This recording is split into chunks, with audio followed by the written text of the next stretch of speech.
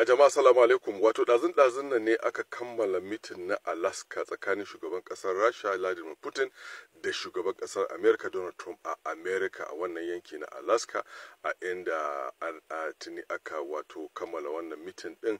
Abin da ya sani ce ɗazun nan ne saboda akwai bambancin lokaci tsakanin Najeriya da Alaska, wannan yanki na America akwai bambancin awa tara. Najeriya tana gaba da Alaska da awa tara. A lokacin da aka fara mitin ɗin a Alaska da safe aka fara karfe 11:30, wanda yake a wani lokaci ya kusa karfe 8 na dare a Najeriya. A lokacin aka fara wani mitin kuma an shafe kusan awa 3 ana wannan mitin din tsakanin Donald Trump da Putin, inda suka fito suka yi taron manema labarai bayan wannan mitin din. So wannan mitin din dai an yi shi amma ba a samu cimma yarjejeniyar tsagaita wuta ba, inda wato dama shi shugaban kasar America ya ce wannan mitin din za a yi shi ne a inda zai saurari Putin ya ji in yana da gaske ke yana so zai fahimta a wannan mitin din.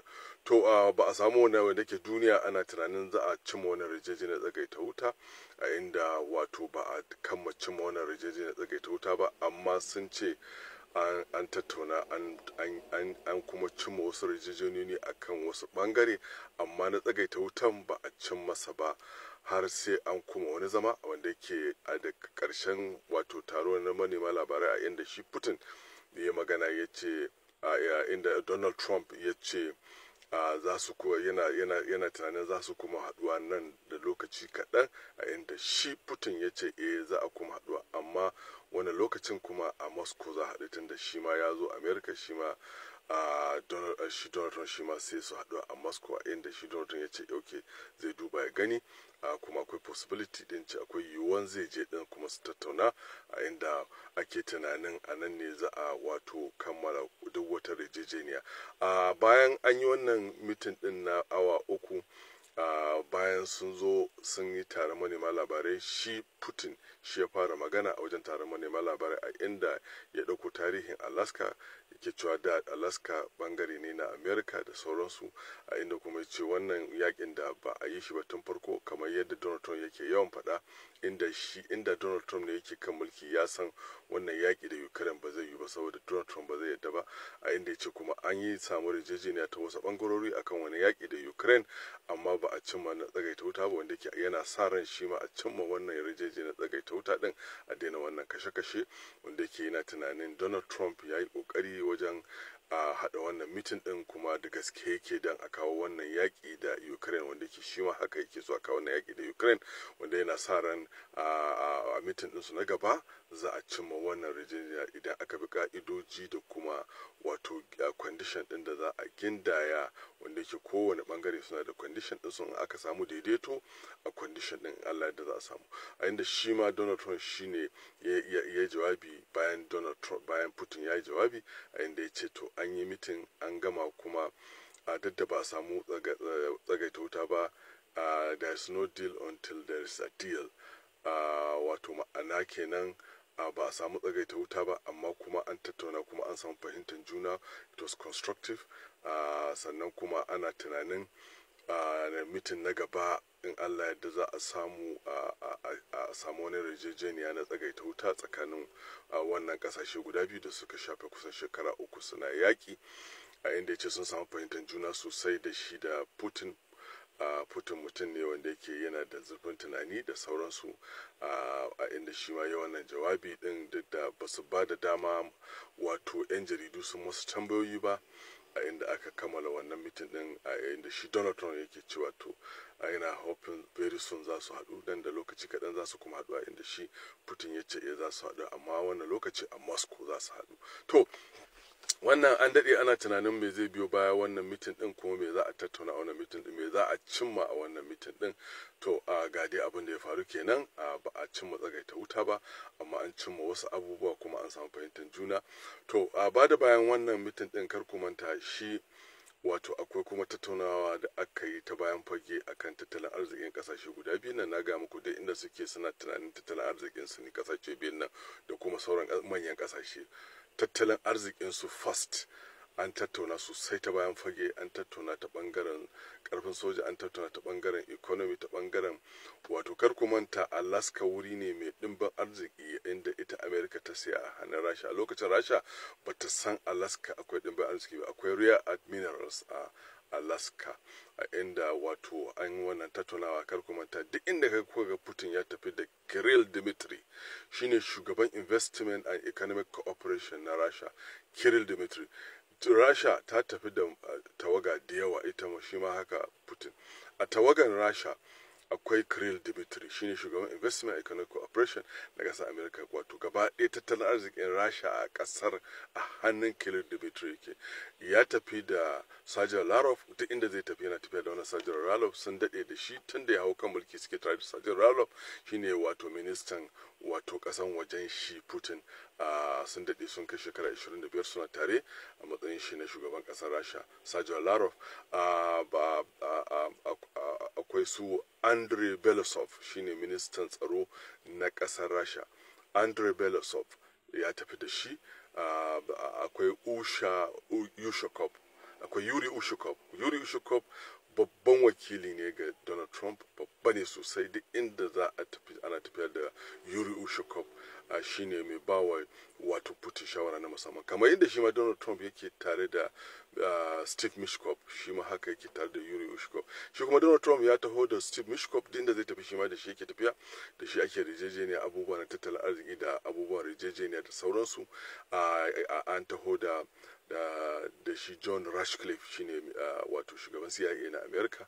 An taho da Pete Hegseth, shine sakataren tsaro na America. An taho da Marco Rubio, shine sakataren kasan wajen America. An taho da J.D. Vance, shine mataimakin shugaban kasan America. To sun taho an tattauna a inda shi Putin da Donald Trump suke tattauna akan matsalar Ukraine, su kuma sauran suna tattauna akan tattalin arziki da kuma sauransu, a inda an yi akwai abubuwa da aka yi observing masana na duniya na abin da ke kaiwa ya dawowa na siyasar duniya.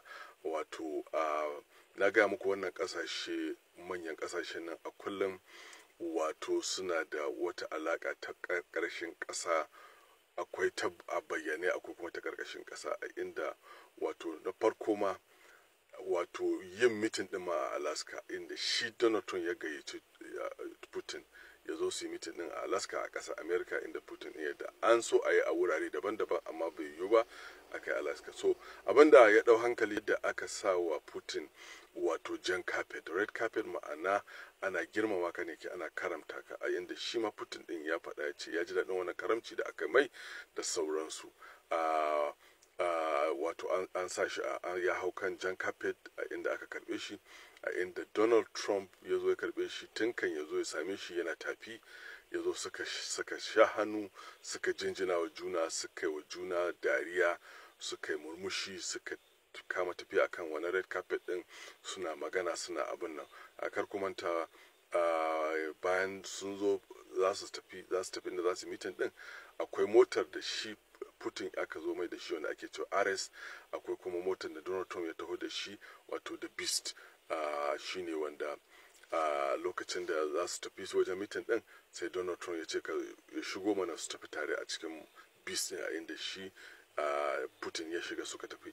Nan ma mutane sun sharhi akai, a inda suka ce an ga shi Putin a cikin motar yana ta dariya, yana smiling, suna ta magana, suna abin nan. Kar kuma ta Putin ya ke turanci shi ma, wanda yake ana tunanin to da wani yare suke amfani. Putin ya ke turanci, da ya fiye yaren Rasha, ya fiye yaren Jamus. To sannan kuma yadda wato aka karbe shi, yadda aka ba shi red carpet, yadda ya shiga Beast, suka tafi da ya zo da Ares, wannan mota mai kama da Beast, da sauransu. To wannan duk ya sa mutane suna tunanin an dawo da Putin on the world stage, wato an shigo da shi, duk da akwai warrant of arrest daga ICC. Ita dama America ba ta wannan kungiyar ICC, kuma ba ta martaba umarnin ICC. Ga su Netanyahu su ma duka akwai ICC warrant of arrest, ba a kama su ba da sauransu. Shi ma ga Putin ya zo har ya koma, ba na ga muku, akwai wanda suka ce za a kama shi, akwai wanda suka ce za su kashe, za a waye, ba wanda ba su fahimci siyasar duniya ba kenan. Shi ma haka, shi ma Donald Trump zai tafi Moscow, za ku ga za a ba shi red carpet, za a tattauna, sannan za a zo duk yadda ka ga abin da ya faru a Alaska haka zai faru a Moscow. Ku tsaya ku gani, haka suke wannan manyan kasashe din. Sannan kuma an yi magana kan tattalin arziki na kasashe guda biyu nan, sun dawo kenan, sun haɗe sosai ma, wannan abu da bacin matsayi. wata sabuwa kallo ya koma sama daga America.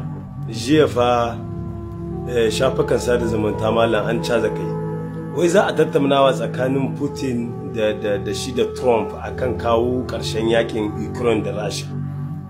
To babban abin da ya dauki hankalin mutane da kuma magana da ta ba da mamaki shine magana da Zelensky shi yayi. Shi president Zelensky ya ce shi wannan zaman tattaunawa na sirri da za a yi a boye za a fara yin wani zama tsakanin Putin da shi da Trump, sai an tattauna sai daga baya ya to kuma a yi ma mutane bayani daban. Ya ce bai yarda da wannan ba, tattaunawa ta sirri. Ya ce shi bai yarda da ita ba, bai amince ba. Ko da mun shi Putin da shi da Trump ana zargi ko kuma ana ganin cewar abu kai ne tun daga Trump lokacin da ya zo mulki ya ce zai kawo karshen wannan yaki, za a tsagaita wuta, za a zamna a daidaita da shi da Putin da Ukraine a kawo karshen wannan yaki.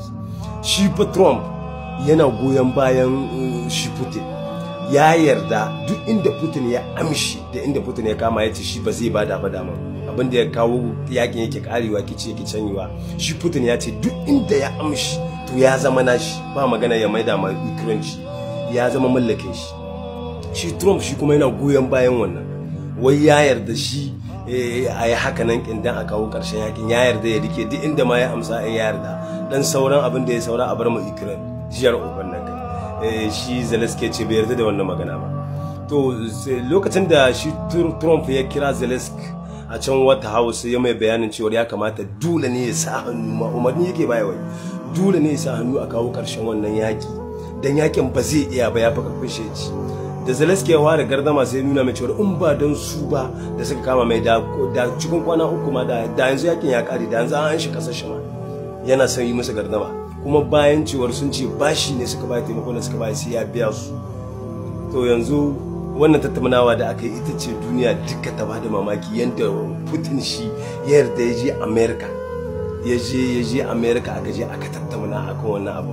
Wato kura ga tsoro gaban tsoro Trump yanzu shi ya yarda yana goyon bayan Putin fa shi ya rantse ya maya, kawai shi ya tsaya akan shi ko da za a tsagaita wuta a kawo karshen yaki to ba zai mai da inda ya ansa ba, wai inda ya ansa nan ya ce ya zama nashi, ya zama mallakin shi. Ma'ana wurin nan shi kenan da ko da Ukraine ne kalkashin shi take, in kuma ba ma kawai ta koma Rasha ma za a ce ba. Wato wannan yaki an riga an ci Zelensky, to wannan yaki shine ake so a kawo karshen shi. Daman Putin tun lokacin da ya zo shi, tun lokacin da Trump ya zo mulki ya yi alkawari zai kawo karshen wannan yaki. Ya ce yana daga cikin abin da yake so a kawo karshen wannan yaki na kashe mutane da yakin da yake canyewa tsakanin Ukraine da Rasha. Dan yakin in ba su yi tsaye ba tsayin da ka to yakin ba zai kare ba, kuma Ukraine sai an narke ta gaba ɗaya. Allah kawo karshe wanda al'amari. Wato jiya an ga film, jiya wani film da turawan gaske mu muka shigo billahi lazi wa rahman, can sun ce a kama Putin, can da sun ce majalisar dake duniya duk inda aka ga Putin a kama shi. To ai wannan magana ba a janye ta ba, tana nan. To ya busu kama shi ba yanzu da ya je America, ba su da wannan izinin. Kuma Putin ma yanda yake shirye, su da kansu America suna ganin cewa kawai a zamana a daidaita da al'amarin nan. Wannan fada ne na manyan giwaye, ba zai kawo karshe, ba zai karshe ba. Domin kara mana kwalin gwiwa, ka danna mana alamar like, sai ka danna wannan rubutun nan da kake gani abone, sai ka danna kararrawar sanarwa domin a sanar da kai da zarar mun ɗora sabon bidiyo ba tare da bata lokaci ba. Mun gode.